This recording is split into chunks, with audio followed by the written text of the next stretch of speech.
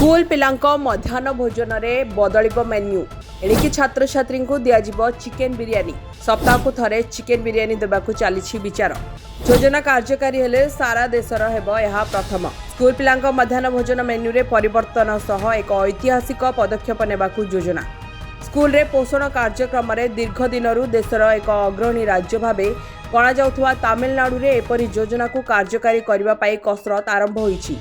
राज्य स्कूल शिक्षा मंत्री एने रही प्रस्ताव एवं मुख्यमंत्री विजय विचाराधीन रही प्रस्ताव अनुसार सप्ताह को थरे स्कूल पिलांक मध्याह्न भोजन में चिकेन बिरियानी परिवेषण करा सूचना अनुसार तत्कालीन मुख्यमंत्री के कामराज 1950 दशक तमिलनाडु रे प्रथमे मध्याह्न भोजन योजना आरंभ करथिले।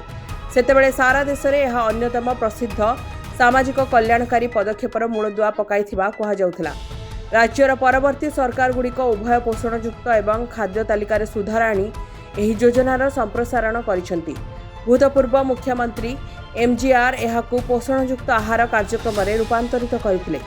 जयललिता स्कूल पिलांको मध्याह्न भोजन में सप्ताह सारा अंडा बंटनर व्यवस्था करथिले। सेहीपरि सेप्टेम्बर 2022 रे तत्कालीन डीएमके सरकार प्राथमिक स्कूल छात्र छात्री मानकु सकाळ जलखिया देवा पाई मुख्यमंत्री प्रातः जलखिया योजना आरंभ करथिले।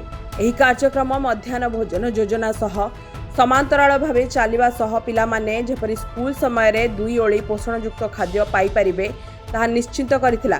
एबे पिलांको पिछा तमिलनाडु सरकार दिनकु 15 टंका प्रदान करुथुवा बेले एही अर्थ राशि को वृद्धि कराजिबार लक्ष्य रहिछि। तेबे स्कूल पिलांको मध्याह्न भोजन प्रदानर विभिन्न क्षेत्र में तमिलनाडु अन्य राज्य मानक पई उदाहरण सृष्टि करथिबा बेले एबे चिकेन बिरियानी को साप्ताहिक मेन्यू रे शामिल करागले यह देश में सर्वप्रथम हेबो बोली कहा जाउछि। ब्यूरो रिपोर्ट जनगण टीवी।